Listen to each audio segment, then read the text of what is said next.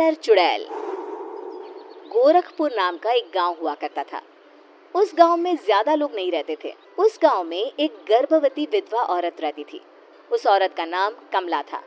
कमला अपने घर में अकेली रहती थी। उसके पति की सारी जायदाद उसके नाम हो गई थी, पर सभी गांव वाले उस औरत को मनहूस औरत समझा करते थे और सभी उससे नफरत किया करते थे। एक बार कमला राशन की दुकान पर खाने का सामान खरीदने जाती है। भैया जी, जरा 1 किलो दाल चावल देना। अरे हाय हाय हाय हाय हाय! अरे मनहूस औरत, मेरी दुकान में अपशगुन करवाने आ गई क्या? है? चल जा यहाँ से। मैं कुछ नहीं देने वाला हूँ तुझे। भाग भाग यहाँ से, चल जा, निकल। भैया जी, ऐसा मत कहिए। मैं गर्भवती हूँ, मुझे खाने की बहुत जरूरत है। मुझे खाना दे दीजिए। दुकानदार कमला को वहां से धक्के मारकर भगा देता है। तभी कमला रोते रोते उस गांव के किन्नरों के इलाके में आ जाती है। गांव वाले किन्नरों को उसी इलाके में रखा करते थे, क्योंकि वो लोग किन्नरों को पसंद नहीं करते थे और उनके इलाके में रहने से मना करते थे। तो किन्नरों ने उसी गांव में अपना एक इलाका बना लिया था। जब किन्नर लोग देखते हैं कि एक गर्भवती महिला रोते रोते उनके इलाके में आ गई है, तो सारे किन्नर कमला के पास जाकर उसका हाल पूछने लगते हैं। क्या हुआ बहन, तुम्हारी गर्भवती अवस्था में इतनी बुरी हालत कैसे? तुम रो क्यों रही हो? तुम डरो मत, हम तुम्हें कोई नुकसान नहीं पहुंचाएंगे। तुम शांत होकर सब बताओ कि हुआ क्या है। मैं कमला हूँ। मैं गांव के दूसरे इलाके से आई हूँ। 2 महीने पहले ही मेरे पति की मौत हुई है। मुझे गांव के लोग मनहूस मानते हैं, क्योंकि मैं विधवा हूँ और गर्भवती भी। वहाँ के लोग मुझे खाने के लिए कुछ बेचने के लिए भी तैयार नहीं, जिससे मेरा गुजारा नहीं हो रहा था।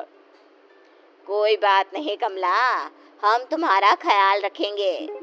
किन्नर लोग कमला को एक खाली घर में रहने के लिए जगह दे देते हैं और उसकी देखभाल भी करते हैं। कुछ ही महीने बाद कमला अपने बच्चे को जन्म देती है, पर अफसोस, कमला बच्चे को जन्म देते ही अपनी जान गंवा देती है।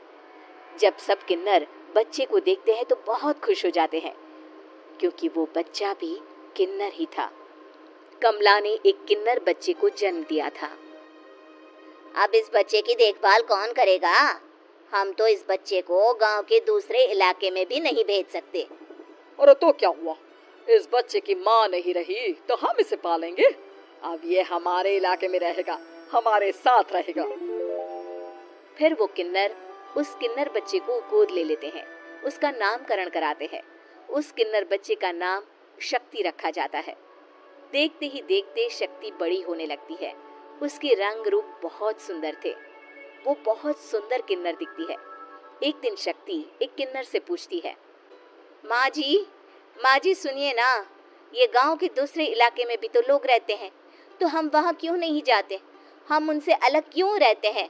शक्ति, क्योंकि वो लोग हमारे जैसे नहीं, वो लोग हमें पसंद नहीं करते, इसीलिए हम उनसे अलग रहते हैं। क्यों?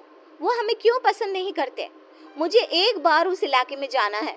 मैं एक बार वहाँ जाकर घूम कर आऊं। शक्ति, खबरदार, जो तू उस इलाके में कभी भी गई तो अपनी जान नहीं गंवाना चाहती तो उस इलाके में कभी कदम भी नहीं रखेगी, समझी? इतना कहकर वो किन्नर वहां से चली जाती है। शक्ति उस किन्नर की बात सुनकर बहुत रोती है। माँ जी, ऐसा कैसे कह सकती हैं? उन्होंने इतनी सी बात के लिए मुझे इतना डांटा। अब तो मैं उस इलाके में जरूर जाऊंगी। फिर एक दिन शक्ति गांव के दूसरे इलाके में चुपके से जाती है। ये लोग तो हमारे जैसे ही इंसान हैं, तो ये हमसे नफरत क्यों करते हैं? जब शक्ति उस इलाके में पहुंचती है तो गांव के सारे आदमी उसके रूप से मोहित हो जाते हैं। वो लोग ये अंदाजा नहीं लगा पाते कि वो किन्नर है। शक्ति की सुंदरता देखकर सारे गांव वाले उसकी तारीफ करने लगते हैं।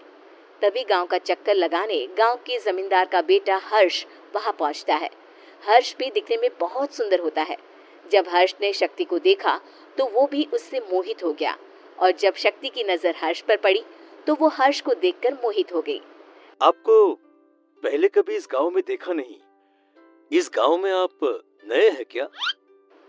जी नहीं, वो मैं बस। तभी शक्ति बोलते बोलते रुक जाती है और मन में सोचने लगती है, अगर मैंने इनको बता दिया कि मैं दूसरे इलाके से आई हूँ तो वो समझ जाएंगी कि मैं किन्नर हूँ, इसलिए मुझे इनसे झूठ ही बोलना पड़ेगा। शक्ति हर्ष को कहती है। जी हाँ, मैं इस गांव में नई आई हूँ, यहाँ अकेली रहती हूँ। वैसे आप कौन है? आप भी इसी गांव में रहते हैं? जी हाँ, मैं इस गांव के जमींदार का बेटा हूँ। आपको किसी भी चीज की जरूरत पड़े तो आप मुझे बता देना, मुझे अच्छा लगेगा। ऐसे ही शक्ति और हर्ष एक दूसरे से रोज मिलने लगते। वो दोनों अपने प्यार का इजहार करने एक दूसरे से मिलने जाते हैं। तभी शक्ति का पीछा करते करते एक किन्नर वहां आ जाती है। शक्ति, शक्ति, मैं तुमसे बहुत प्यार करता हूँ। मैं तुमसे शादी करना चाहता हूँ। क्या क्या तुम मुझसे शादी करोगी? हाँ हर्ष, मैं तुमसे शादी करूंगी, पर मैं तुमको अपने बारे में एक सच्चाई बताना चाहती हूँ जो मैंने तुमसे छुपा कर रखी है। तभी उनके बीच में ही वो किन्नर आ जाती है। शक्ति, तेरी हिम्मत कैसे हुई ऐसा करने की? वो किन्नर शक्ति को खींचकर गांव के जमींदार के पास ले जाती है। हर्ष भी वहां शक्ति को बचाने के लिए पहुंच जाता है। जमींदार शक्ति और हर्ष के प्यार के बारे में सुनकर गुस्से में आ जाता है और शक्ति को गांव के बाहर निकालने की सजा देता है। शक्ति ये बात सहन नहीं कर पाती और कुएं में कूदकर अपनी जान दे देती है। जमींदार हर्ष की शादी गांव की एक लड़की से करवा देता है, पर हर्ष इस शादी से खुश नहीं होता। शक्ति अपना बदला लेने के लिए मरने के बाद किन्नर चुड़ैल बन जाती है। अब मैं इन गांव वालों को नहीं छोड़ूंगी, अब इनसे मैं अपने प्यार का बदला लूंगी। किन्नर चुड़ैल गांव वालों को परेशान करना शुरू कर देती है। एक बार वो रात को गांव के खेतों में पहुंच जाती है और वहां आग लगा देती है। सारी फसल जल के राख हो जाती है। जब एक आदमी रात को उठकर देखता है कि खेत में आग लग गई है तो वो वहां पहुंच जाता है।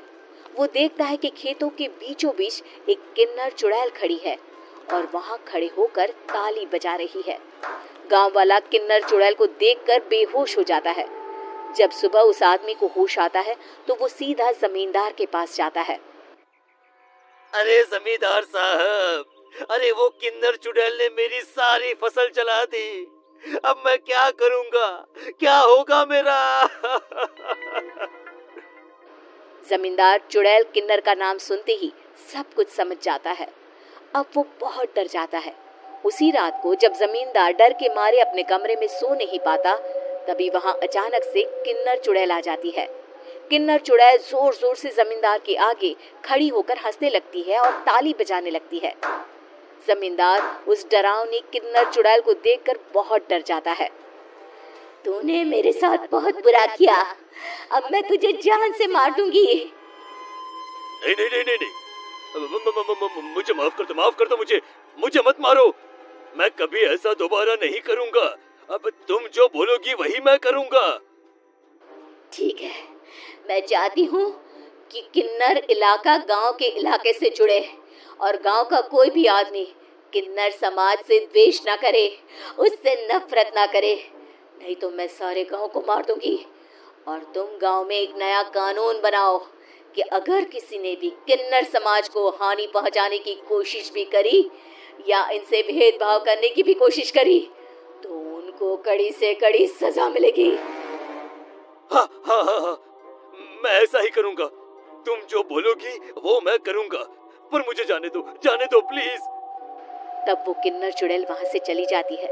गांव का जमींदार किन्नर चुड़ैल का कहा मानते हुए दोनों इलाकों को एक कर देता है